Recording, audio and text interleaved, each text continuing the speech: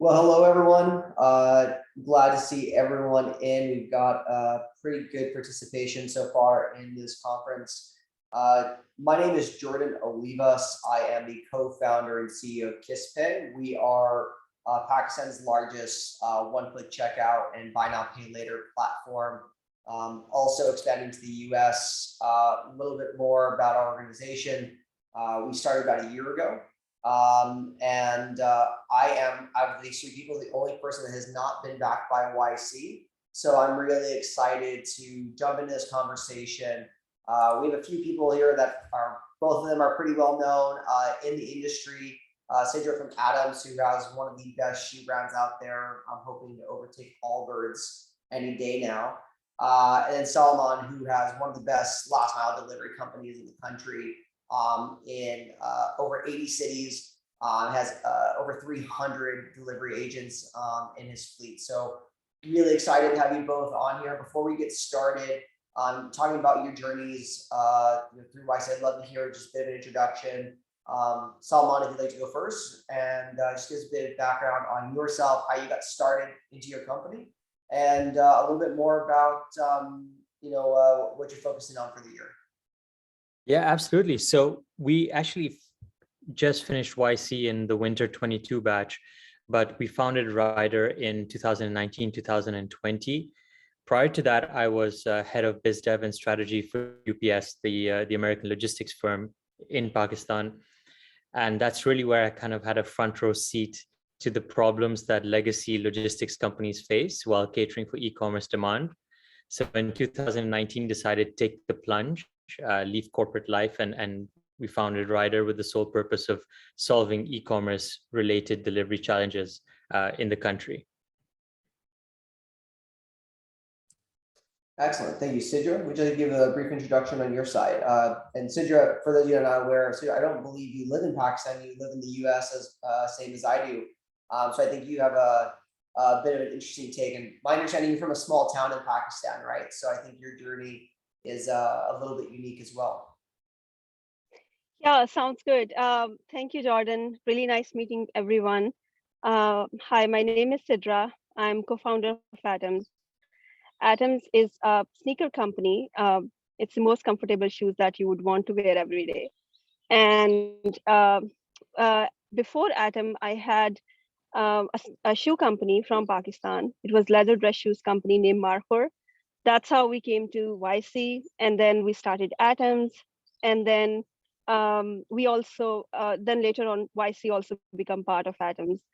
Originally, I'm from Ukhara, and my journey has been extremely rewarding for myself, and particularly for myself, I would say I started from small town, and then I got into Lahore, and then from Lahore to YC, and YC to New York. Right now, I'm actually in a museum. It's basically outdoor museum. It's called Storm King. I'm sitting there and taking this call. So it's 100-acre museum, outdoor museum. It's called Storm King Art Center. So, it's so surreal for me to be here and also starting Atoms. Excellent. Well, thank you both for joining. So I'd love to hear a bit more about I think we'll start with your expectations of YC before, well applying and also before applying. For those of you who don't know, the initial YC deadline is passed for this upcoming batch. However, they do take candidates up until they start in June. So there are stories of people applying a week before the batch starts and people still getting in. So it's never too late to apply. Sidra, why don't we start with you? What were your expectations the first time you went into YC, and what was your, going into it? Did you have any sort of expectations that were kind of thrown out the window once you were in? And what did you apply early? Did you apply late? Can you just walk us through that a bit? Yeah, I think also like my getting into YC was very different experience as compared to other co-founder later on I talked to. So we applied in YC with Markhor idea when it was just an idea in 2010. And then we, of course, we were not been able to get into that. But then later on, we applied in 2015, right after Kickstarter campaign. And in YC application, there is a question, have you applied before? If you have applied before, then how much progress you have made. So from 2010 to 2015, we made a lot of progress. So we were able to like talk about that. And then also we started connecting to YC other alumni network. And they really helped us to understand what YC is and how we should apply in YC. So anyone who is trying to like get into YC, I would really advise you guys to talk to other alumni and see like how they can help you. And also alumni network, they can also refer other companies in YC program. In terms of expectation, I think when we went into YC, Markhor was also anomaly, like no tech background, leather dress shoes company. Even though we were trying to like build tech around that, but it was quite hard for us because we had a lot of like supply chain issues by making shoes of that quality. The expectation that was there that you would be able to like raise money right away, but actually I would cautious people who are looking at just YC to raise money. I think it's a really big network. So even if you are not being able to raise money, the time you are there, I think getting value out of network is very, very important. So making sure that you are able to connect with right people. And if you are not being able to raise money during that time, you can raise money later on. So in our case, we were not being able to raise money on demo day. There were some deals that we got, but those were not very good. So we refused to take those. And then later on, we raised money for Markhor. And then down the line, we raised for Atoms. And then most of the investors who invested in Atoms early on for Series A came from YC Network. So that's really interesting, right? Because I think there is this misconception that, hey, you go to demo day and you're pretty much guaranteed funding on that day, right? And if you don't get funded, then you're kind of, your company basically shrivels up and dies, which is totally not true. And we do hear quite regularly, hey, YC is great just because of the network, right? And Salman, what was your experience of that? What was your experience going into it? And when you got to demo day, how did that turn out for you? Yeah, so for me, my YC motivation was, twofold. One was we're in a super operations intensive business. So sometimes it's difficult to get your head out of day-to-day operations and build product. And I wanted to move the company more in a product manner. So that was the first one. I thought I could use YC as a platform to kind of get my head straight, meet the right people to guide me in that direction. And the second objective for me personally was we're trying to solve logistics, right? Which is a huge problem. But my network and my world is really small, right? Especially being here in Pakistan. So just like as Sidra mentioned, the YC network was so alluring. So I said, okay, fine, we'll get to connect with people and ask them, how did you do it? How did you do it really well? What were the mistakes you made? So for me, those are my two personal motivations to go into YC and go through. I agree with Sidra 100%. I think we do see founders who go in expecting that demo day is, free money, right? Where they're just throwing it and whoever it sticks on, it sticks on. But I mean, you've got an example right here, right in front of you, Atoms. And I think there's so many other companies. And Sidra, correct me if I'm wrong. There's almost no correlation with the money you raise on demo day and the success you have, right? Like Coinbase, Atoms, like there's so many great examples like that. And I think they teach you how to build a business regardless of the money you raise. And that for me was the biggest learning that came out. And I think that's what's made Rider even stronger than it was before it got into YC. Excellent. And one of the questions we received was, YC has increased the number of startups in their cohort. Does that make it less attractive than before? And I think one of the things that is a little bit interesting is that up until maybe 2 years ago, I mean, even a year ago, actually, I remember when we started raising money, no one was investing in Pakistan. I mean, I think I had to do 200 cold calls or just not even cold calls, like just straight up meetings to get the first check. And things are much different now than what they were. So you going in, do you think maybe being from Pakistan and them having a wider array of acceptance helped you, or has it overall kind of hurt the program because, hey, maybe because they are a little bit less selective, not necessarily because they have a lot more applications coming in as well. So how do you see those number dynamics kind of playing out, within the space? Do you find that the quality of startups has stayed the same and just they've had more applications, so they need to increase it, or what's your take on that? Yeah, I would like to answer this. I don't think so that should have an effect, because here is the reality. In every cohort, there are only few number of startups that take attention of the partners. And that's just the reality. Like, there are companies who are able to grow really fast during that period of like 3 to 6 months, and then they try to like pay a lot more attention on them. And I think the way YC is trying to like increase the value for startup is not just like during that time.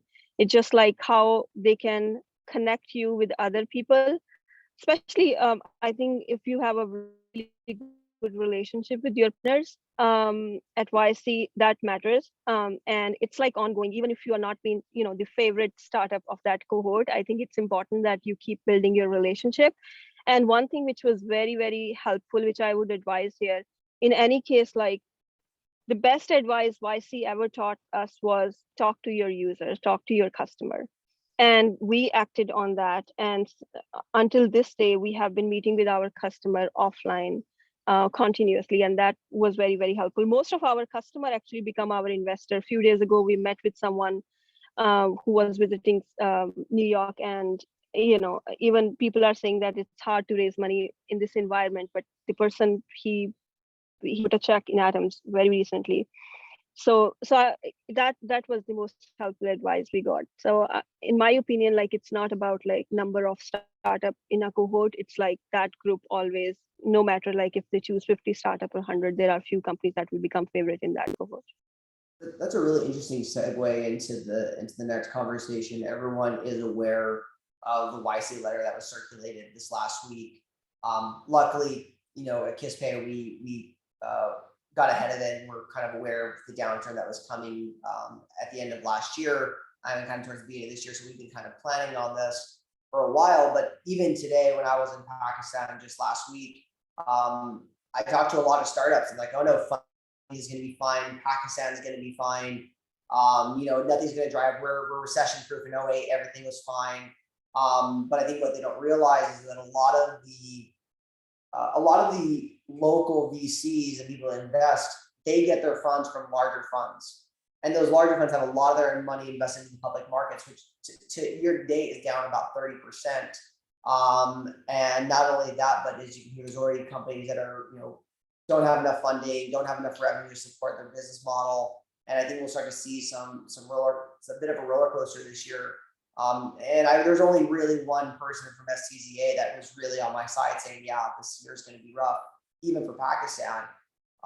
Then you have everything that's happening, within the country, right? So I still think Pakistan's a great place to do business. I think there's a lot of opportunity. But once again, I'm an American, right? I wasn't born in Pakistan, so I have a very different perspective. So, Salman, working in Pakistan, how do you see the funding being affected? And Sidra, in Pakistan specifically, you working in the US, how do you kind of view, the funding that may or may not take place and the overall business climate for the remainder of this year?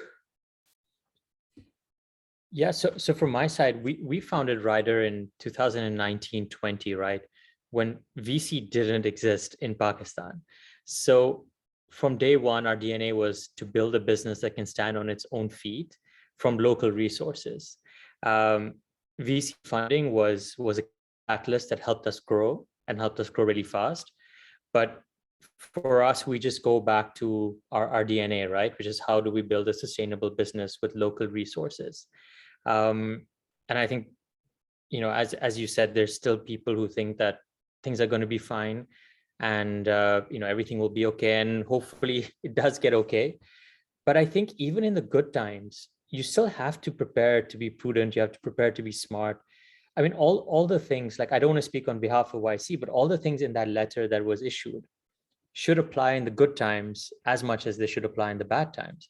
Like building a good, profitable business, it shouldn't be correlated to the macro environment, right? Building a business which has runway or free cash flow or high retention of users or whatever it might be, I think that should be, regardless of the micro environment. So for our perspective, we just go back to the basics.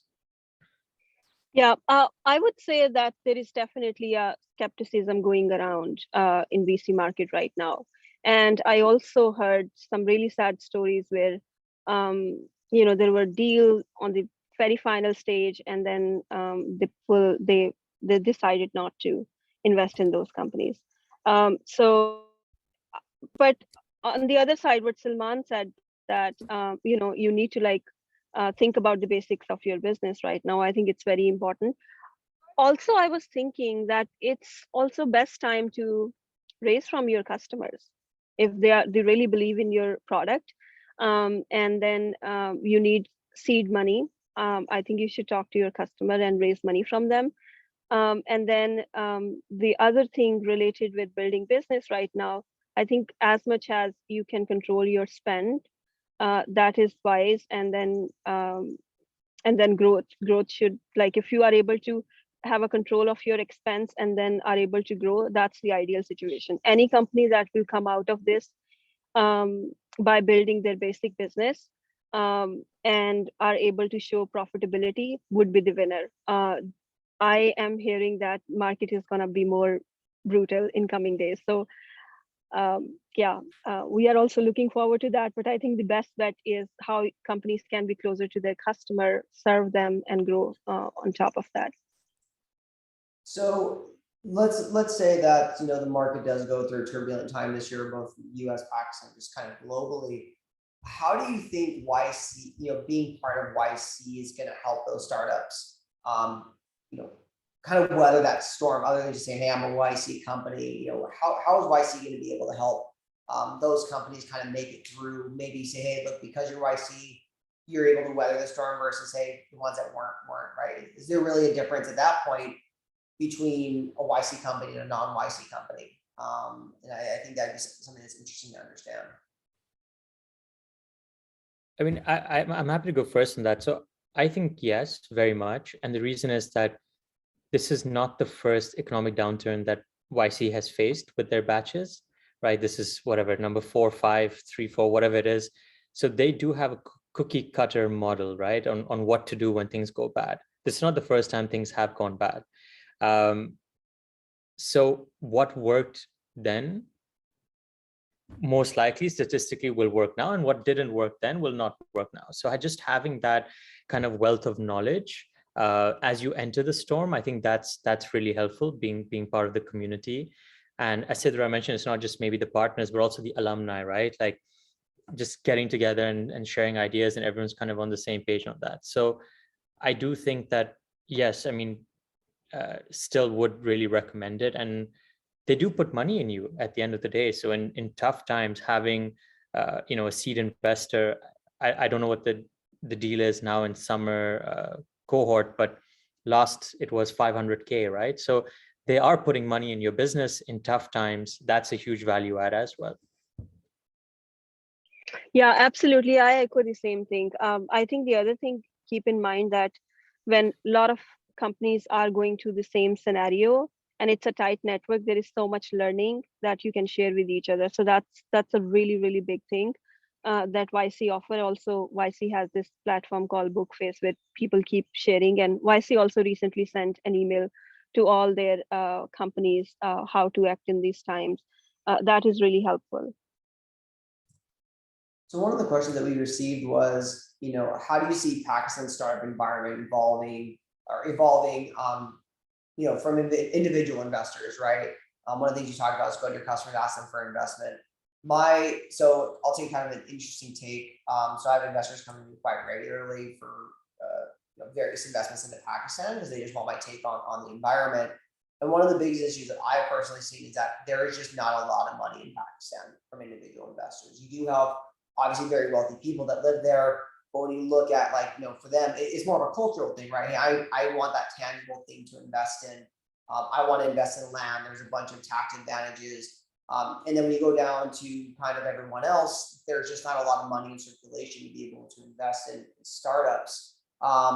So if you are a Pakistani startup, do you think that there's a big enough market there for that to make a difference? And do you think, how would you handle that, right? Let's say, I decided to go to market. I was able to raise $1 million from local Pakistanis. But from a cap table perspective, usually use something like AngelList, right? It helps keep the cap table clean, keeps the noise down. So in terms of just pure economics, do you think those economics from Pakistan support that? And two, because there is not really a platform or really even a framework to manage that, do you think there's any opportunity there where it's like, hey, look, we really should be going to Dubai, or should be going to the US or Europe to kind of seek those funds? How would you go about that strategy? So, as Sidra mentioned, like it's good to get your customers to invest in you. In the Pakistan context, in the local Pakistan context, it's great to have investors who are your customers, right? So I think the reason what maybe pushed away a lot of local good businesses was not that there was a sort of a shallow capital available in the country, but maybe the value that was received on behalf of that. You had people pre-idea, pre-revenue saying we want $15 million valuations, which didn't make sense for the local businesses.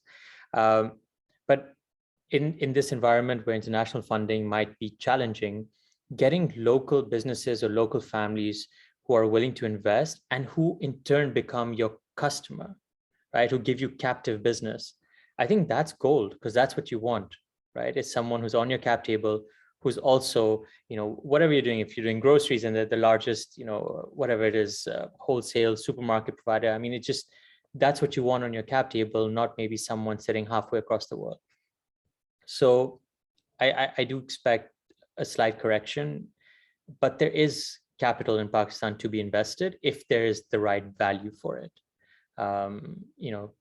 In terms of the dynamics, like the AngelList equivalent, perhaps I don't know if I have the best view on that or the best visibility on that, but few good investors, easy to manage on a cap table. So what you're saying is you'd more so go not necessarily to the individuals, but rather as you mentioned, your customers. So more of a corporate type of approach. Say, hey, for example, Salman, I think you and I both have Sapphire as a customer, right? So go to Sapphire and say, hey, would love you to invest, a few hundred million rupees and, to kind of take this forward as an example. Absolutely. Yeah, I would also say that don't worry too much about valuation at this time. I know like companies' valuations in Pakistan are getting crazier, which is, everywhere is the situation. And now, we are seeing the flip side of that too around the world. But I think don't too much worried about that. 6 months ago or 3 months ago, X company raised on this valuation and I'm not going to be able to raise on this much. It's a very different situation. So be mindful about that. And then also, there is a lot of money, I think, with sitting with the individual, especially expat Pakistanis. I think you need to know like how you're going to reach out to them. I know because of like the investment that is coming to Pakistan, there are so many individuals on Twitter who are very much interested in investing in Pakistan. So maybe, someone who is able to invest even like $10,000 check, please take that. I would say that would be super helpful at this time. So one of the other questions that we had was, so YC invests 150K for 7%. What's the structure going to look like for the remainder amount that they can invest? Do they have the options to buy more shares at the same valuation? Or, what was it like now versus, back when both y'all went through? There was a recent structure change in that. So how is that structured, and how do you navigate that internally when you're kind of building out your future dilution? Because I think I talked to several founders in Pakistan, and I feel like they very heavily over dilute.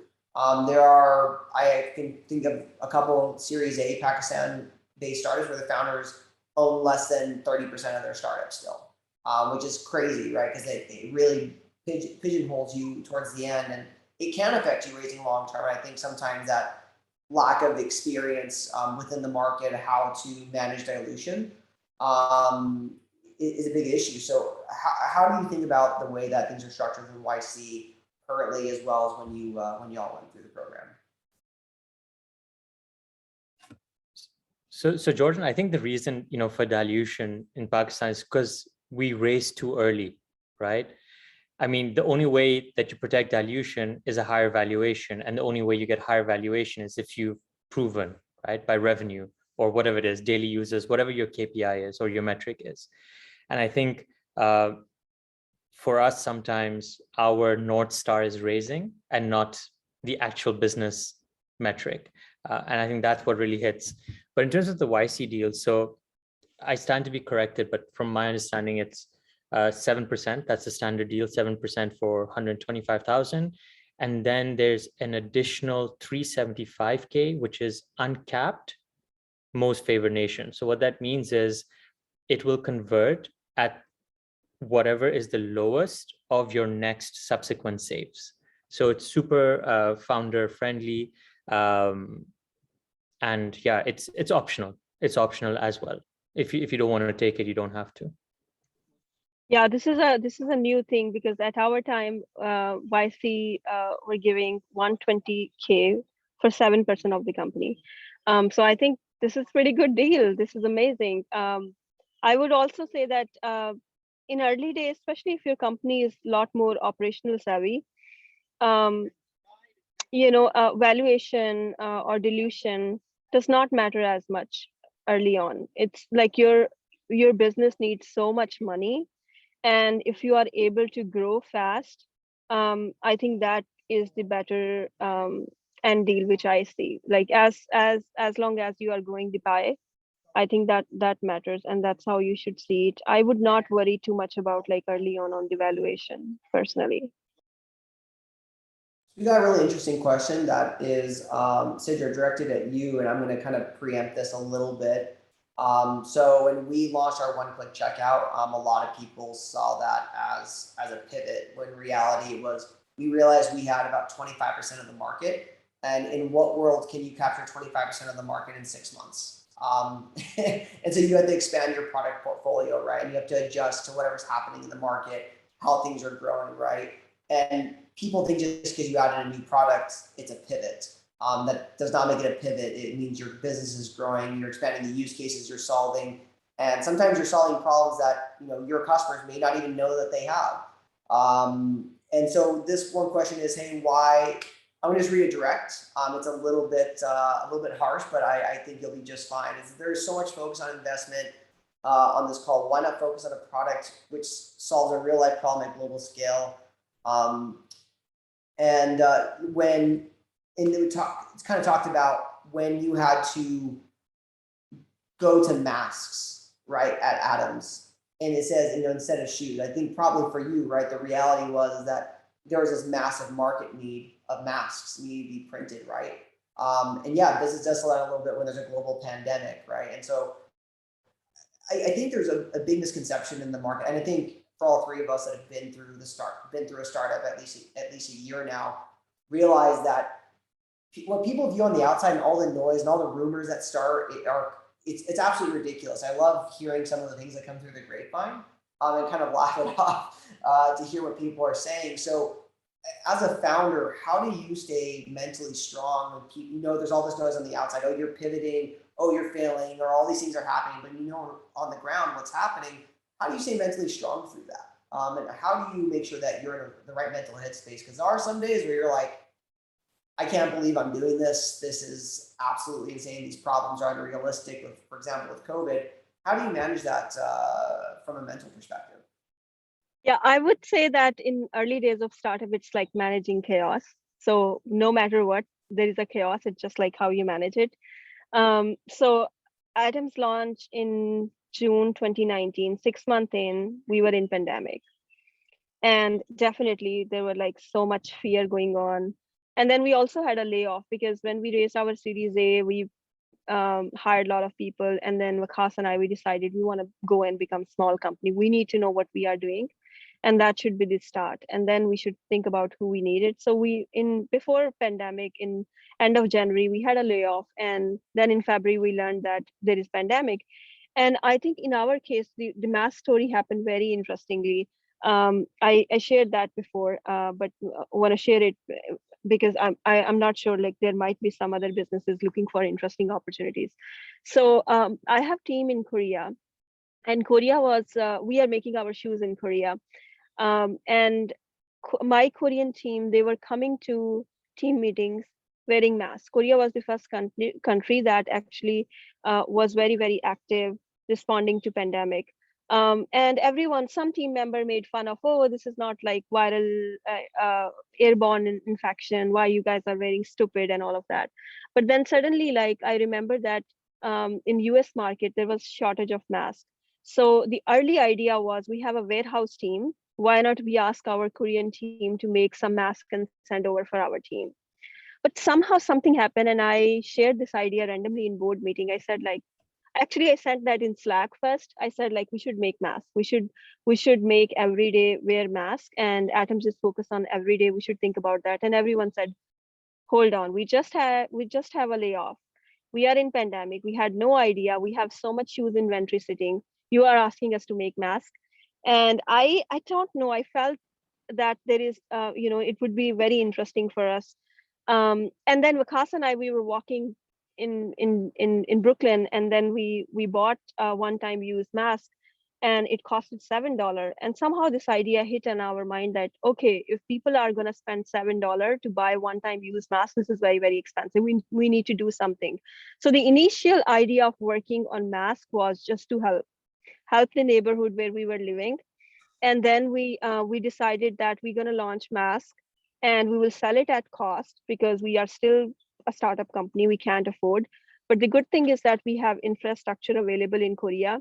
And all, sometimes like things happen very interestingly. There was a woman who was selling her machine to Nike.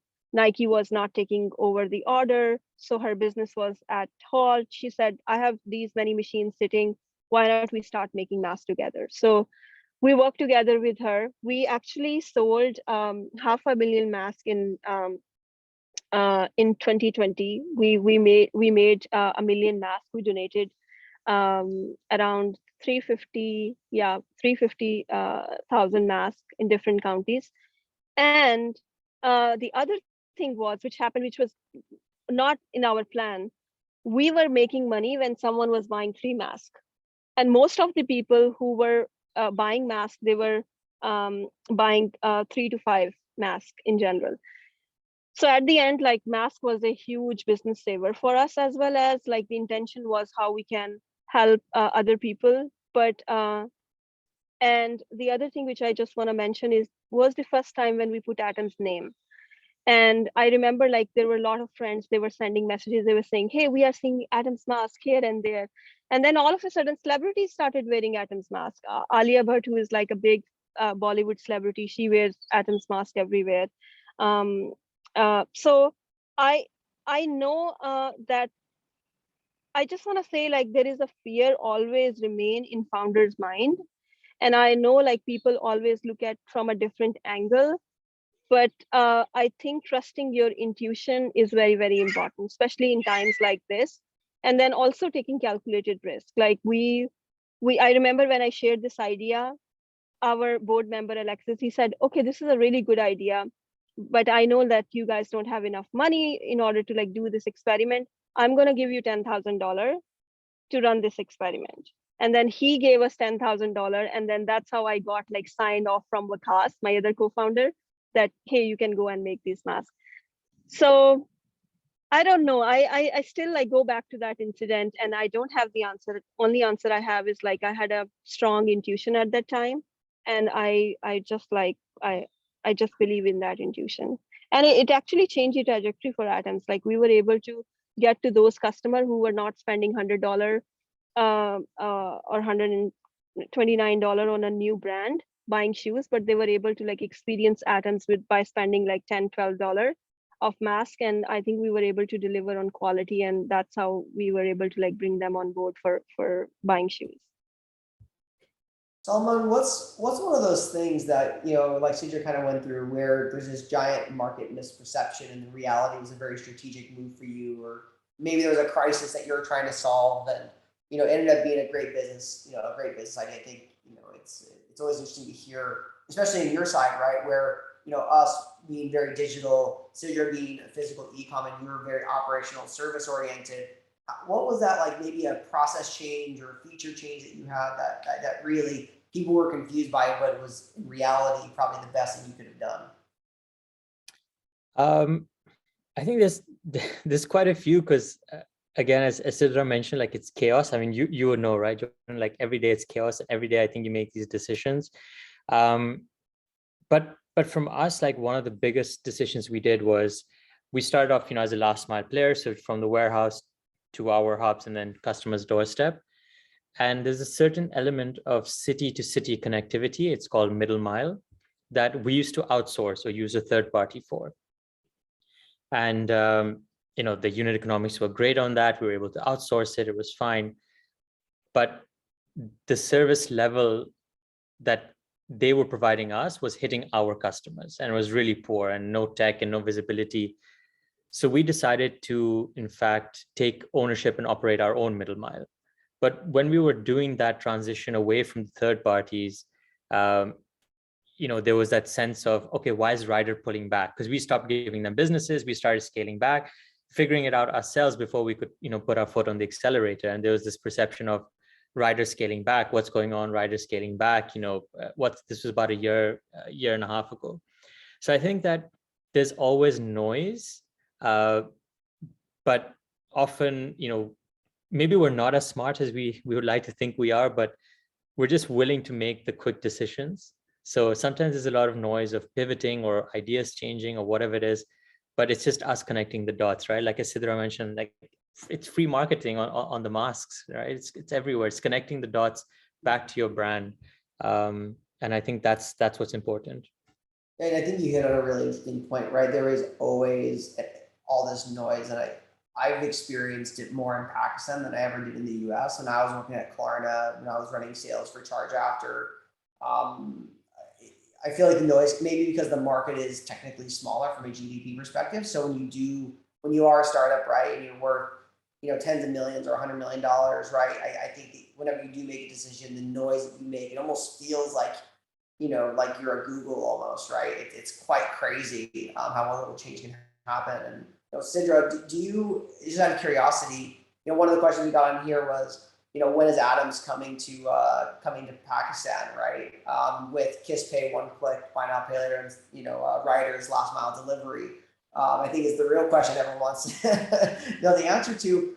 But I think, I would love to kind of hear, what is the noise that you hear, not operating in Pakistan, but being from Pakistan? Do you hear a lot of negativity or noise from the Pakistani market or from the US market? How do those type of external communications, hit you, and what are those differences that you see in terms of consumer perception, or even, just kind of general startup perception between the two different marketplaces? Yeah, I think from Adam's point of view, I think every noise so far we have received or is around, we are able to manage it. So coming to Pakistan, we have not seen any negativity. I think we are not ready as a company to go to Pakistan. If we will start maybe from Korea, Japan first, and this is a brand decision mostly, and also we are making our shoes in Korea, so make a lot more sense from cultural perspective. But from being from Pakistan, definitely, like as Pakistani, I would love to, we have so many customers who are buying from us online whenever they are in the US, they buy items, and so definitely we have that pressure. But to be honest, like as entrepreneur, as founder, you have so many pressure that you don't take it that much. So if we will make a decision to be in Pakistan, it will be a business strategic decision. Related with news, like receiving noises being in Pakistani market or US market, I don't know to be honest, like if as an entrepreneur you need to like focus too much on that. It's the same thing, like, you know, when people are on the internet, they are sharing their they are sharing their opinions all over. I think as a founder, you need to be focused, and you need to know that what game you are playing, and how you're gonna win. Even if you don't know how you're gonna win, you need to like keep playing what you believe in. So I would just say, like, it does not matter. Like I would not even pay attention to any noise. It's just like you should know what you want to do. Yeah, great. That's good to hear. And I think it goes back down to, as a founder, right, staying focused on what you're doing and focus on which noise is the one you need to listen to. It's sometimes hard to discern, right? And unfortunately, like, oh, well, this was bad. It's not always easy to replicate that. And one of the things that we found when we started, because we didn't have a licensing issue like many of the neobanks had going in. So, I mean, we had weeks where we were growing, 100% plus week on week. And there's literally no way to scale for that, right?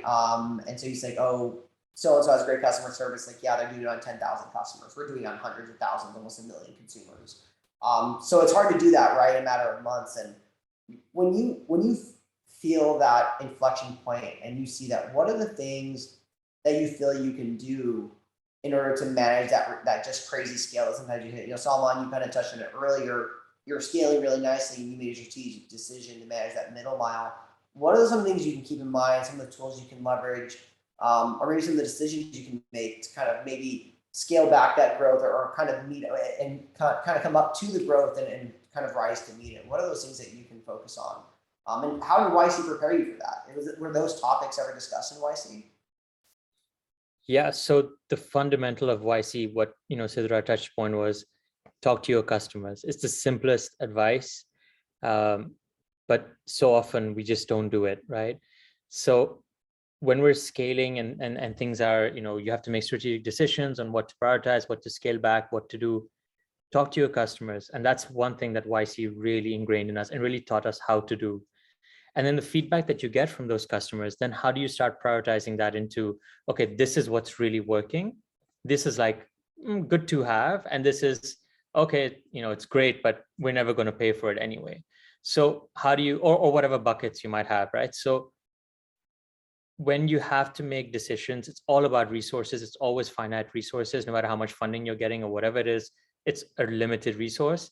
And you have to decide where that resource is being spent. Talk to your customers, figure out what is it that they want, what is it that they love, what is it that they would pay for, or even pay more for, right? And yeah, that's what really helped us at least figure it out.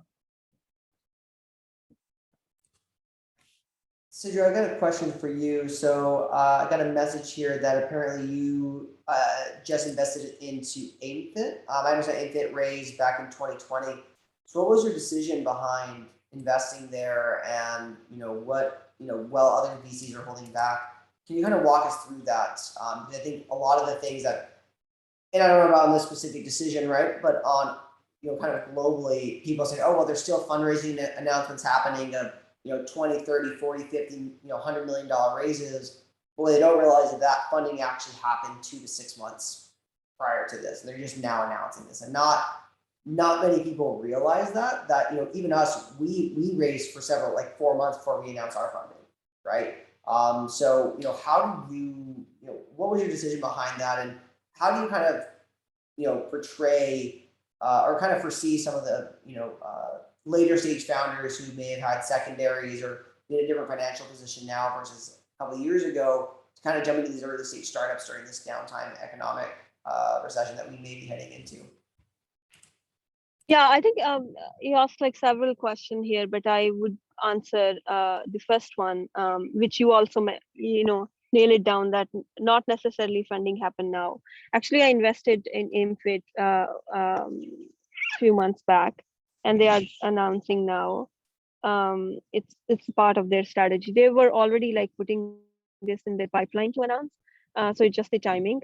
But the reason I invested in AimFit was I visited Pakistan last year in December, and I got a chance to visit AimFit, and I was so surprised to see the energy the customer have. I met with some of their customer, and they were so happy, like literally, like there were big smiles on their face when they were coming out from the gym class.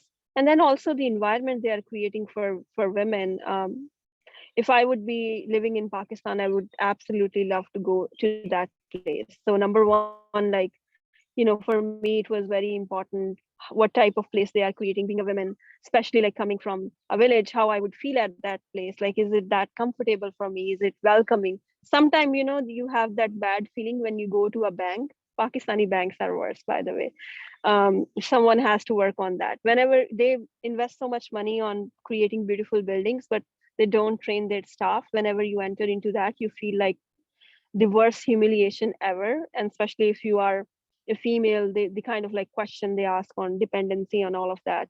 And similarly, like whenever you enter into a very posh area in Lahore, I felt that type of feeling, like being a feeling of a foreigner or like a alienated from this space. So I did not feel that energy from there. I felt like extreme welcome.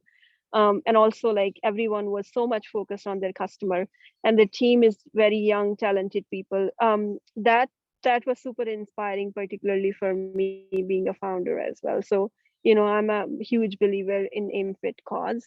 But as I mentioned, that people who are raising money right now, I think the best bet is go and talk to your customer. I mean, I would say, like, just go and talk. Don't be shy. Like, there might be like some customer who would like to invest, but there might be like someone else who is an angel investor who is still investing. Like, if I would find a good company even now, I would go and invest. I would not hold.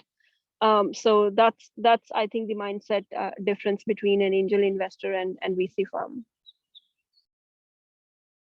So I think, one of the things that I always talk about when I do podcasts or really anything else is I talk about the bubble that I grew up in. I grew up in a small town of less than 10,000 people.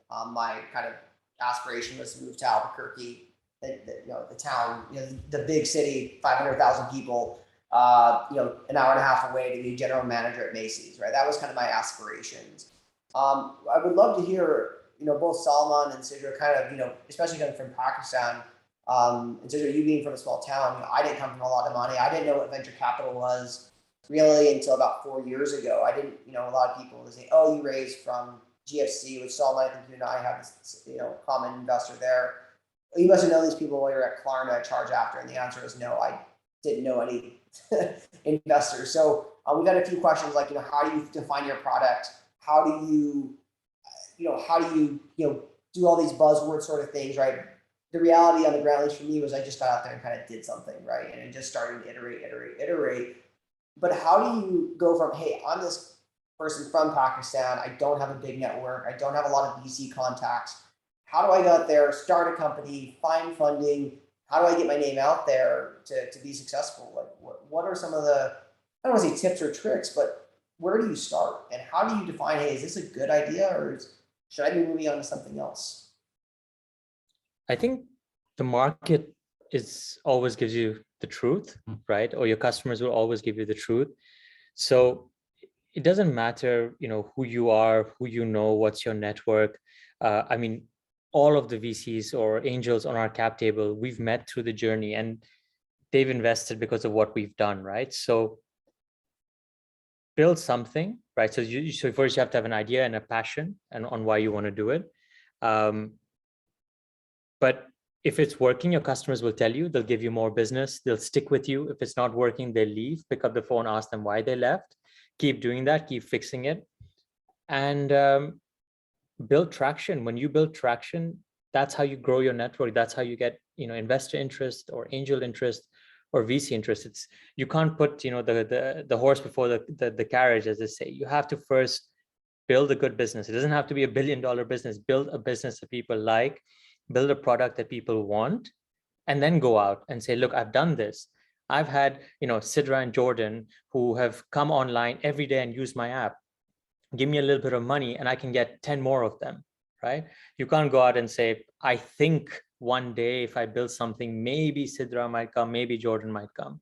So build something as scrappy, doesn't matter. It can be on Google Sheets. It can be, the scrappiest MVP version you can think of. Don't be embarrassed by it, and get traction, fix it, and then go out, and it'll speak for itself.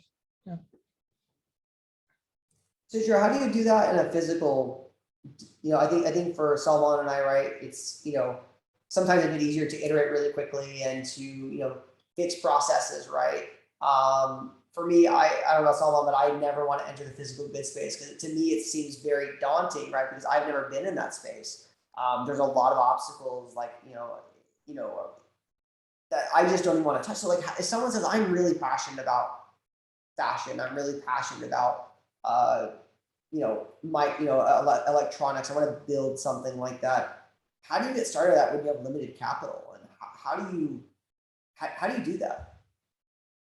Yeah, I think in our case, me and Vikas, both co-founder, we are obsessed with product. And even when we were making our leather shoes, we were first to identify that we are selling not the right product.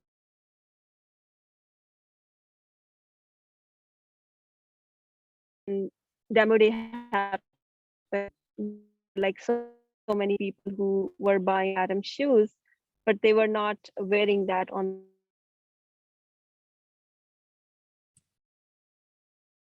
Can you guys hear me? Look, we lost you there just for a second. Oh, okay. Yeah. Can you hear me now? You're coming Can a you little hear bit me? better. Okay. Sorry about that. Yeah, so in our case, I think like obsession with the product was very important. And that actually drove us from Markhor to start Atoms. And what we did was, since it was a physical product, so the feeling of wearability was very, very important. What we did was we did not had enough money, so we made our shoe mold, which is basically very important to make different sizes, in 10.5 size. It was Vikas shoe size. Most of the male in our community, they were in that size. And we tested that shoes out. Then we sent an email to YC Network. We said, we are making shoes for hackers and painters. If your size is 10.5, we don't have money to make all the sizes. If your shoe size is 10.5, we would love to invite you to our home. So when I remember 179 people, they responded, and we had, there were like 20 people whose shoe sizes we had at that time. So we started inviting them one by one.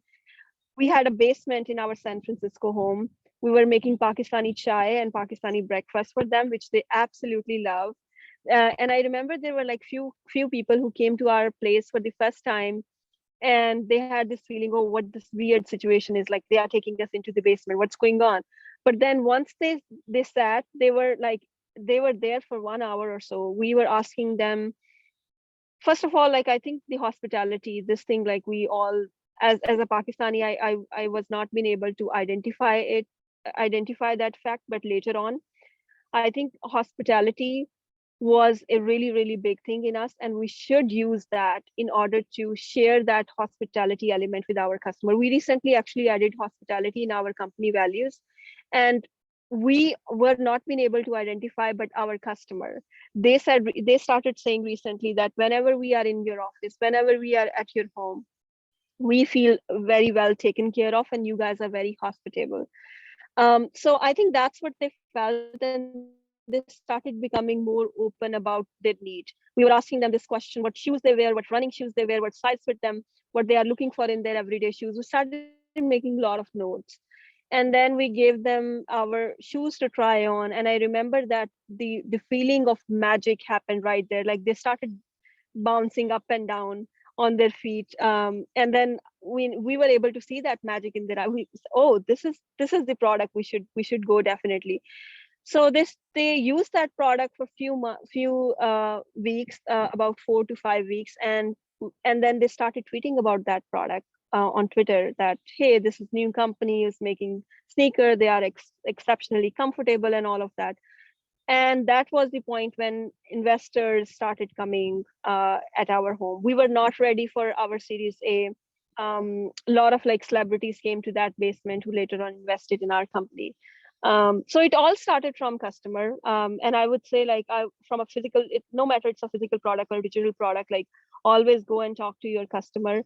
And at this point, I forgot what was your question. It was a great rant. I loved it. And I'm sorry. what's so true about Pakistanis though, like, there's multiple times I'll jump into an Uber rider or Lyft and you're like, oh, I hear him speaking a little bit of Urdu. You're kind of thinking like, oh, assalamualaikum. They're like, do you speak Urdu? I'm like, no, I know like 3 words, but and they're always like, oh, next time you're in Pakistan, you gotta come to my house and like, random strangers. So I think, being from Pakistan, exactly as you said, don't be afraid to show that hospitality because it really does go a long way and create some good memories and connect with your customers. That's how you do it. It's very important. So I have a question that came to me directly, and then we'll lead into the last question. Why did I start my business in Pakistan? I had a small investment into a software house in Rawalpindi. I visited there, and I didn't really know anything about Pakistan, but I said, wow, there's 220 million people. That's really all they needed to hear, right? And I said, look, it's getting overlooked because it has the word stand in it. It's one of the stand countries, which means it has a negative connotation with it. And you hear me talk all the time, right? I walk around at night, in the morning, I walk to the office and there's literally no issues. And I feel perfectly fine there. And yeah, it was just a lot of people, fun people, hardworking people, very passionate people. And I find a lot of cultural similarities being Hispanic to Pakistanis being very family oriented, hardworking, passionate people, and passionate on both sides of the fence. So that's why I started my company there. Last question before we wrap this up. Salman, what's the number one book that you'd recommend reading for any starting entrepreneur out there, whether it be to get into YC or just to kind of get your business off the ground? Oh my goodness.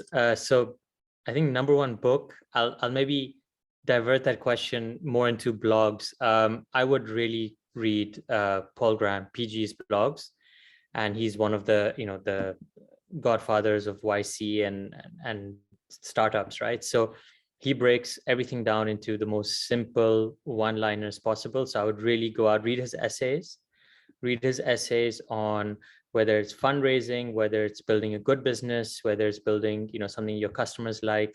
Read his blogs, read his essays, and you get a lot of the YC experience just from that. Yeah. I have also one thing to share before I mention books. I think the concept of building in public is very, very important, especially in these times. So make sure that I don't know, like if you know this idea of building in public, meaning like share with other people what you are working on and share your failure, learnings, and wins with other people. I think on Twitter, there are a lot of people who are doing really good job. There are people who are writing blogs. And I also saw Airlift actually is doing that really well. Their team also shared their learnings. So I think it's very interesting to see. And if you guys are able to do that, that would be amazing. We did that in our initial days a lot, and that really helped us.